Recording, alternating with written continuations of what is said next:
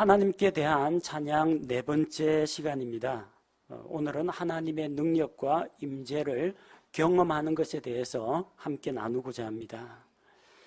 우리가 찬양을 드릴 때 단순히 가사를 곡조에 실어가지고 흥얼거리는 것으로 끝나서는 안 되고 그 찬양을 통해서 찬양 가사에 담긴 그 하나님을 경험해 봐야 됩니다.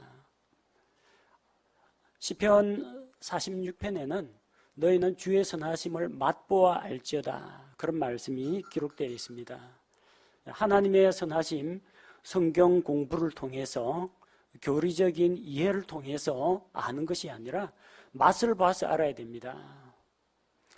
요즘 보니까 서서히 사과가 출하가 되고 있더라고요. 사과 보면은, 여러분 진열되어 있는 사과 보면은 그 맛이 어떨 거라고 생각하십니까? 새콤하고 달콤하고, 옛날에 드셔보신 그런 경험이 있으니까 그렇게 생각하시겠죠. 그런데 저 사과는 무슨 맛일까? 그 설명서 읽어봐도 잘 모릅니다. 품질 좋은 어디 사과, 당도가 얼마 그렇게 적어놨는데, 그리고 이거 사과 맛있습니까? 막 열심히 파는 사람이 설명을 하죠. 그거 듣는다고 해서 내가 그 사과 맛을 아는 건 아닙니다. 언제 사과 맛을 알게 됩니까? 그거 하나 들고 아삭하고 깨물어 봐야 이게 이런 맛이구나 알게 됩니다. 물론 옛날에 사과 한 번씩은 다 드셔보셨을 겁니다. 근데 그거 말고, 혹은 우리 머릿속으로 그림책에 나오는 새빨갛게 익은 사과, 저거는 어떤 맛일 거야.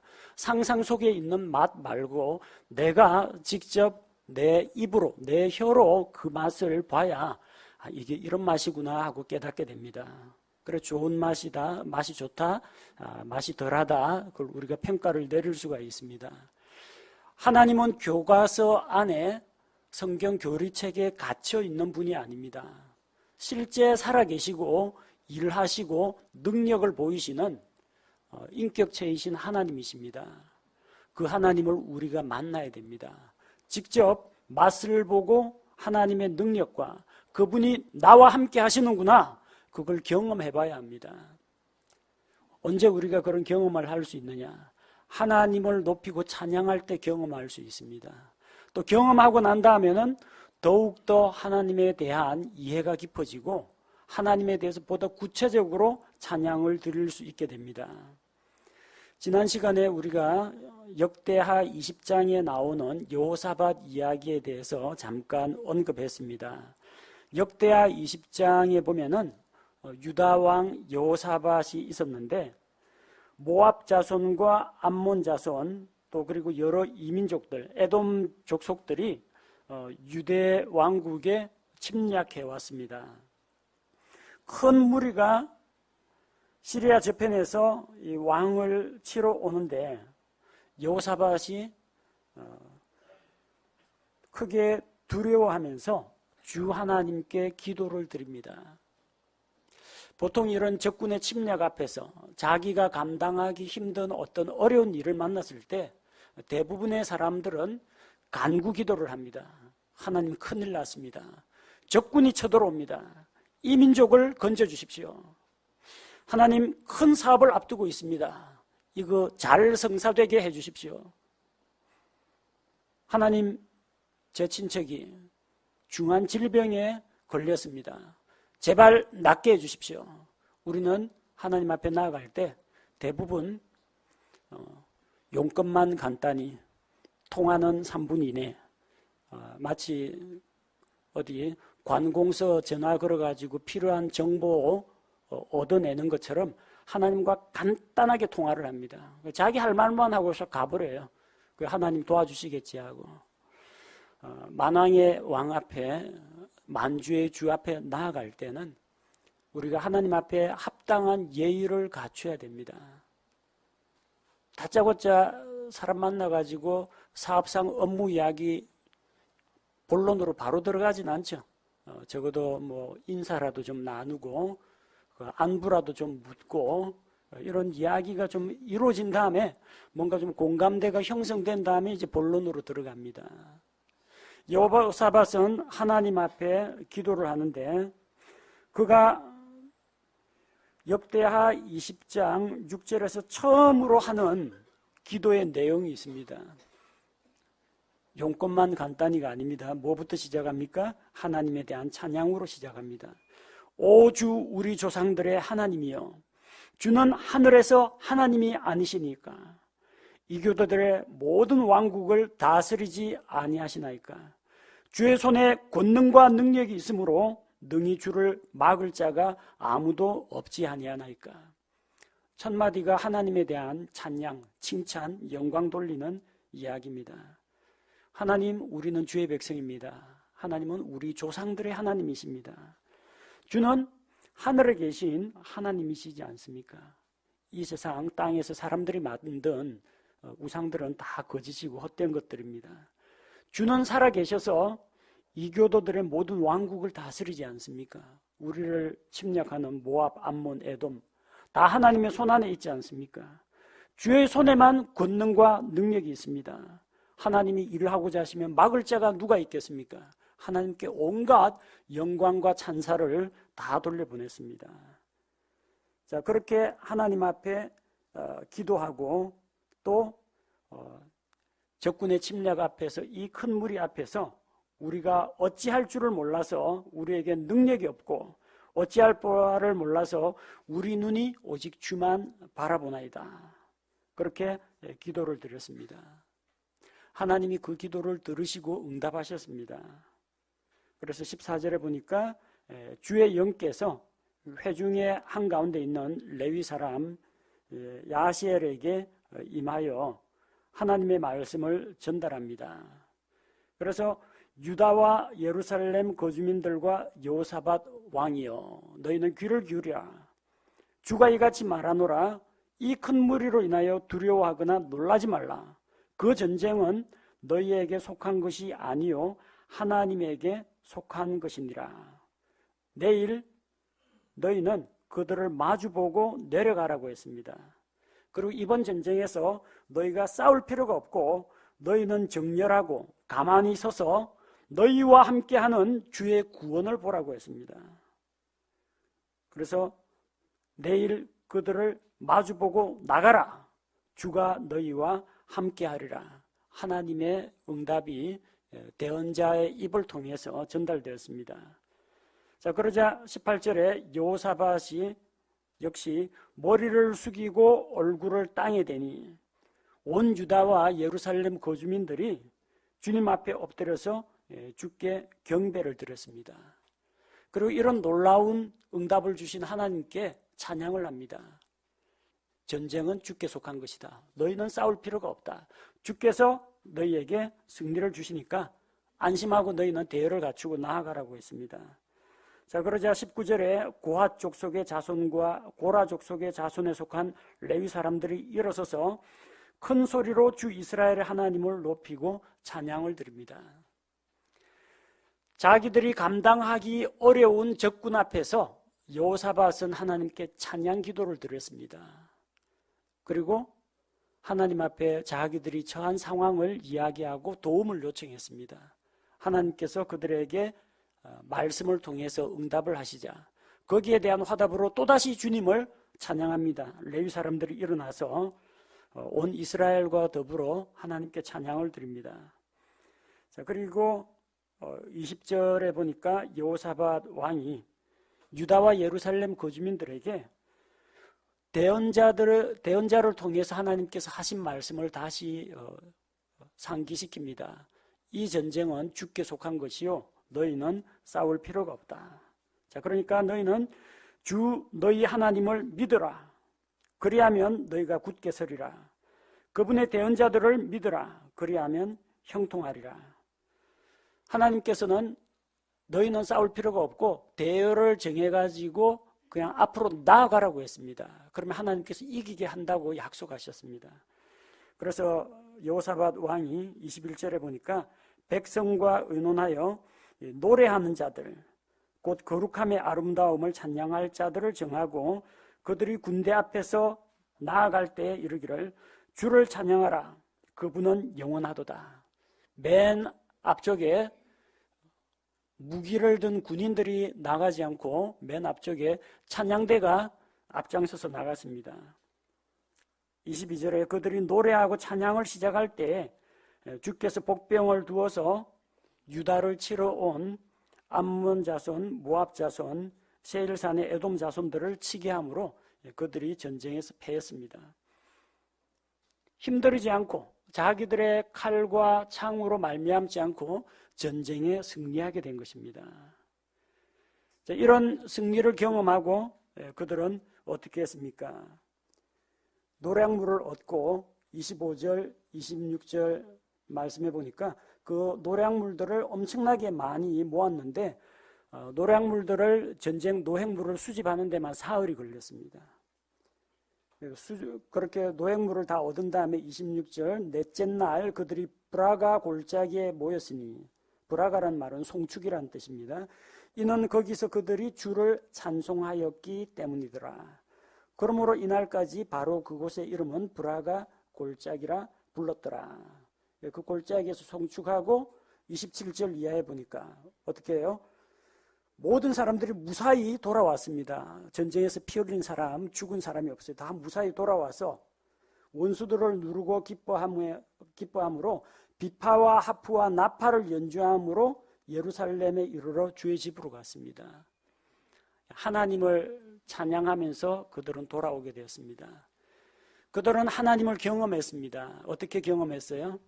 여호사밧의 찬양 기도로 시작해서 대언자들을 통해서 말씀이 선포되었을 때 그 말씀을 믿고 받아들이면서 레위 사람들이 앞장서서 하나님을 찬양했습니다. 전쟁터 나가면서 찬양대가 앞장서서 나갔습니다. 전쟁에 이기고 나서 노획물을 거둔 다음에 브라가 골짜기에서 주를 송축했습니다. 그 골짜기 이름이 브라가 송축의 골짜기입니다. 그리고 다시 자기 본진으로 고향으로 돌아오면서 악기를 연주하면서 크게 기뻐하며 주님을 찬양합니다. 언제 우리가 찬양합니까? 어려운 일 만났을 때 찬양해야 합니다. 기도 응답 받았을 때 찬양해야 됩니다. 대적과 싸울 때 찬양합니다. 승리했을 때 찬양합니다. 이렇게 찬양을 통해서 계속 하나님과 교제하면서 하나님의 능력을 맛보고 경험하게 되는 겁니다. 유다 백성들 앉혀놓고 하나님은 전쟁에 능하신 주시고 하나님은 능력이 많으시고 백날 가르쳐봤자 실감이 안 옵니다. 머리로는 알겠는데 와닿는 게 없어요. 근데 그들은 그 능력의 하나님, 전쟁에서 승리하게 하시는 하나님을 경험했습니다. 맛보아 알게 됐습니다.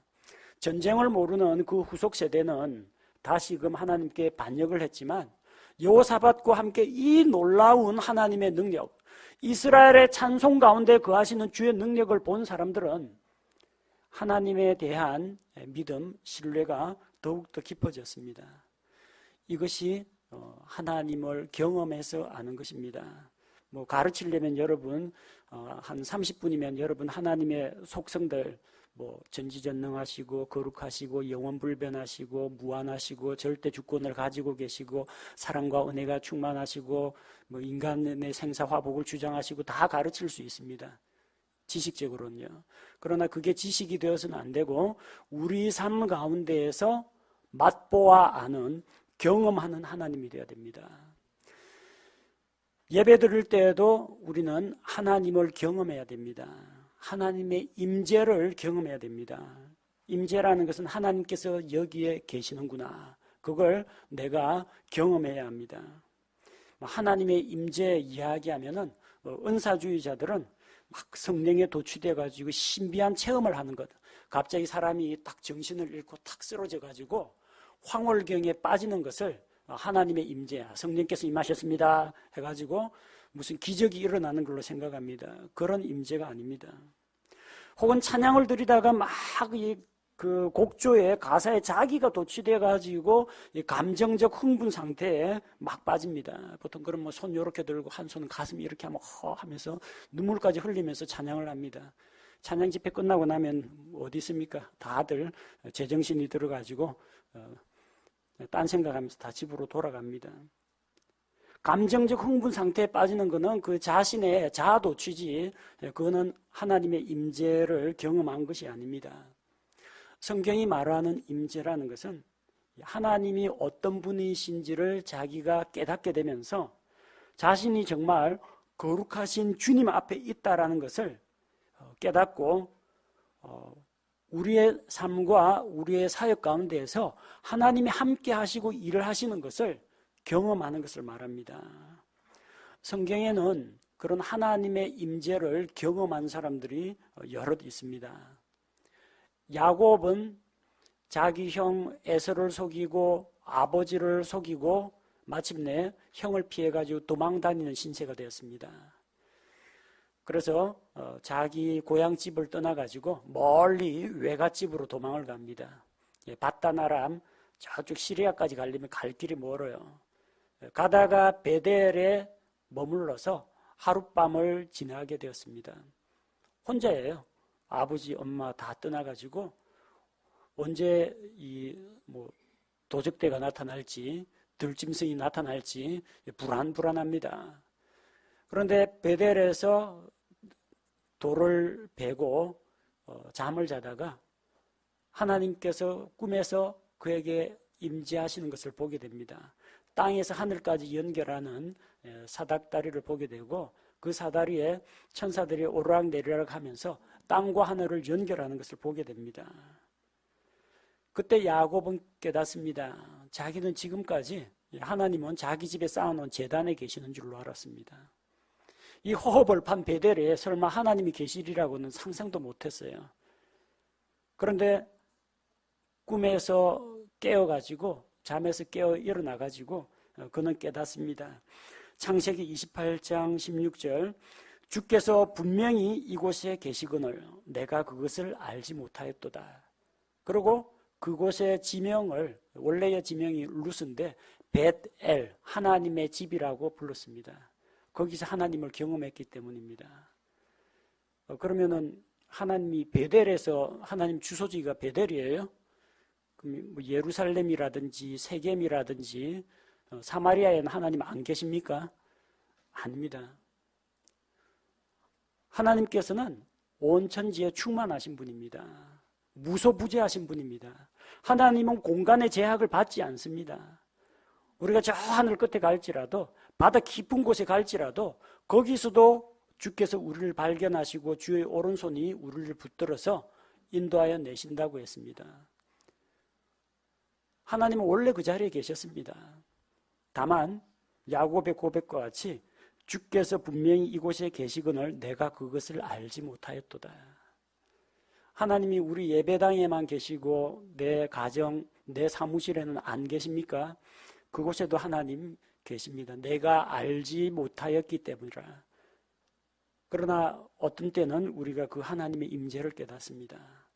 조용히 예배당에 와가지고 기도를 하는데 정말 크고 두려우신 하나님이 내 기도를 지금 듣고 계시는구나. 그걸 실감할 때가 있습니다. 그리고 그런 하나님의 임재를 생각하면은 어떻게 어떤 신비감 그런 거에 앞서가지고 덜컥 겁이 납니다. 거룩하신 하나님이 나하고 지금 1대1로 교제를 하고 있다. 몸둘 바를 몰라 합니다. 어떻게 해야 돼? 거룩하신 하나님 앞에서. 생각나는 대로 자기 지금 아직까지 버리지 못한 죄에 대해서 그동안에 말 못했던 고민들에 대해서는 낱낱이 하나님 앞에 마음을 토해내게 됩니다. 그리고 기도하는 가운데 하나님께서 위로와 평안을 주시고 이전에 읽었던 성경 말씀을 머릿속에 막 떠오르게 하셔가지고 말씀을 가지고 내 마음을 다스려 주십니다. 그게 하나님과 나 사이에 아주 친밀한 교제입니다. 거기에서 하나님의 임재를 우리가 경험하게 됩니다. 역대기하 5장 13절 14절 말씀을 보면 솔로몬이 예루살렘 성전을 완공하고 그 전을 하나님께 봉헌해서 바쳤습니다. 자, 그렇게 봉헌하면서 백성과 함께 찬양을 드릴 때 주의 영광이 임했습니다. 이스라엘 백성이 눈으로 볼 수 있게 성전에 구름과 연기가 가득해서 제사장들이 감히 일어서서 하나님을 섬기지 못하고 다 엎드러졌습니다. 정말 하나님께서 이 전에 계시는구나. 여기에 자기 이름을 두려고 하시는구나. 이 전을 통해서 우리와 만나서 교제하시는구나. 이스라엘 온 회중이 경험했습니다. 그렇다고 해서 하나님이 예루살렘 성전에만 계시고 자기 집에 있는 가정재단에는 안 계시느냐? 그거 아닙니다. 하나님은 빈들이나 바닷가나 자기 집 골방이나 어디든 내가 주님을 간절히 찾고 부를 때 응답하시는 하나님이십니다. 그래서 성도들이 하나님의 말씀에 귀를 기울일 때 하나님의 임재를 경험합니다. 고넬료라고 하는 로마의 백부장은 하나님에 대해서 갈급한 사람이었습니다. 그는 유대인이 아닙니다. 그러니까 모세 율법에 대해서 잘 모릅니다. 아는 게 있다면 자기 양심이 증거하기를 세상을 만든 신이 계실 것이다. 그리고 신이 계시다면 아마 선하신 분일 테고 악을 미워하실 거다. 열심히 선행과 구제에 힘썼습니다. 그래서 그는 하나님을 정확하게 알지는 못했지만 유대인들처럼 여호와 하나님을 알지 못했지만 부지런히 하나님께 기도하는데 천사가 나타나서 그에게 베드로를 불러다가 말씀을 들으라 그 메시지를 받았습니다. 사람들을 보내가지고 부하 군사들을 보내가지고 베드로를 초빙해 왔습니다. 자기뿐만 아니라 자기 일가 친지들을 다 모았습니다. 베드로가 주의 말씀을 선포할 때 그 사람들이 얼마나 말씀에 갈급하고 굶주렸던지 주의 영께서 성령께서 말씀 듣는 모든 무리에게 내려오셨다고 했습니다. 그래서 그들은 성령께서 말씀을 통해서 죄에 대해서 책망하시고 지적하시고 예수 그리스도를 통한 의에 대해서 말씀하시는 걸 듣고 그 자리에서 믿음을 고백하고 구원을 받았습니다. 성도들이 또 하나님의 말씀을 듣고자 하는 사람들이 말씀에 귀를 기울일 때 하나님의 임재를 경험하게 됩니다. 설교 가운데 똑같은 설교를 했는데 어떤 분들은 그냥 꾸벅꾸벅 졸고 어떤 분들은 그냥 맹숭한 마음으로 그냥 무감각하게 듣고 어떤 사람들은 또 막 이 마음의 찔림을 받아가면서 어떤 사람들은 복된 말씀, 깨달은 말씀에 대해서 놀라워하면서 받아들입니다. 말씀에 귀를 기울이고 받아들이고자 할 때 정말 말씀 가운데에서 하나님의 임재를 경험할 수가 있습니다. 전도할 때 전도 대상자를 앉혀놓고 이 복음을 전할 때 종종 그런 경험을 하곤 합니다. 하나님께서 이 자리에 함께 하시는구나. 이상하게 생각하지 마십시오. 제가 어떤 신비주의 체험을 했다는 게 아니라 이 처음에는 그 완고하게 이제 거부를 하던 사람이 예수 그리스도의 복음을 한 말씀 자기 입으로 직접 찾아가지고 읽게 하면서 이야기하다 보니까 그 사람이 조금씩 마음이 열리는 것을 봐요. 누가 이런 변화를 가져왔겠습니까? 제가 말빨이 좋아서 설득해서 그렇겠습니까? 아닙니다. 말씀을 통해서 하나님께서 역사하신 겁니다. 그리고 그 사람은 말씀 앞에 찔림을 받아가지고 자기 마음을 열고 받아들이게 된 겁니다. 다른 분 만나가지고 신앙 상담을 할 때도 이런 경험을 종종 합니다. 진짜 마음이 완악해가지고 답정남이라고 그러죠. 답정남이라고 하는데 자기가 정답을 갖고 있어요. 대신에 이 사람한테는 상담자가 필요 없고 이 사람이 가지고 있는 정답을 지지해 줄 사람, 자기 마음에 쏙 드는 말을 해줄 사람을 기다리고 있는 사람이 있어요. 이런 사람은 그 사람이 생각하는 거하고 반대로 성경대로 상담해 주면은 다 튕겨냅니다. 안 받아들여요. 근데 하나님의 말씀이 무엇이든지 간에 무조건 시키는 대로 다 하겠습니다. 하나님이 뭘 원하시는지 정답만 가르쳐 주십시오. 이렇게 마음이 열린 사람은요, 상담을 하는데 스폰지가 물을 빨아들이는 것처럼 끄떡끄떡하면서 다 수긍합니다. 하면서 그렇군요 하면서, 그리고 구체적인 마음과 그 마음의 변화와 태도의 변화를 보입니다. 그거 보면은 하나님의 말씀이 살아계시는구나. 살아계시고 움직이며 변화를 일으키는 역사하는 힘이 있구나. 그걸 경험하게 됩니다.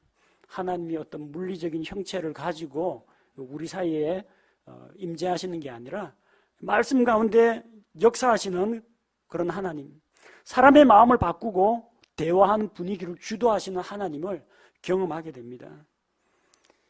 제 말로 하니까 아마 잘 전달이 안 될 겁니다. 궁금하신 분은 한번 전도 대상자 위해서 기도하고 그 사람 붙잡아다 놓고 한번 복음을 전해 보십시오. 무슨 말인지 알게 될 겁니다. 성경 말씀 가운데 하나님이 일하시는 것, 하나님의 임재를 경험하게 됩니다. 성경에도 이 하나님의 임재를 경험한 수많은 사람들이 있습니다. 이사야 대언자를 비롯해서 다니엘을 비롯해서 사도 요한을 비롯하여 많은 사람들이 있습니다. 우리 목회자들 뿐만 아니라 일반 성도들 가운데에서도 정말 기도하다가 말씀 듣다가 전도하다가 찬양하다가 하나님은 살아계시는구나, 저 멀리 북쪽 하늘 끝에 계시는 하나님이 아니라 내 삶 가운데, 우리의 대화 가운데, 그리스도인의 교제 가운데 친히 함께 계시는구나. 마태복음 18장 20절 말씀처럼 두세 사람이 내 이름으로 모인 곳에는 나도 그들 가운데 있다고 하신 그 말씀처럼 지금 이 자리에 하나님이 함께 하시는구나, 하나님의 임재를 경험하게 됩니다. 우리는 말씀을 들을 때, 또 말씀을 전할 때, 예배 드릴 때 그런 하나님의 임재를 경험합니다. 특별히 우리는 찬양을 통해서 하나님의 임재를 경험할 수가 있습니다.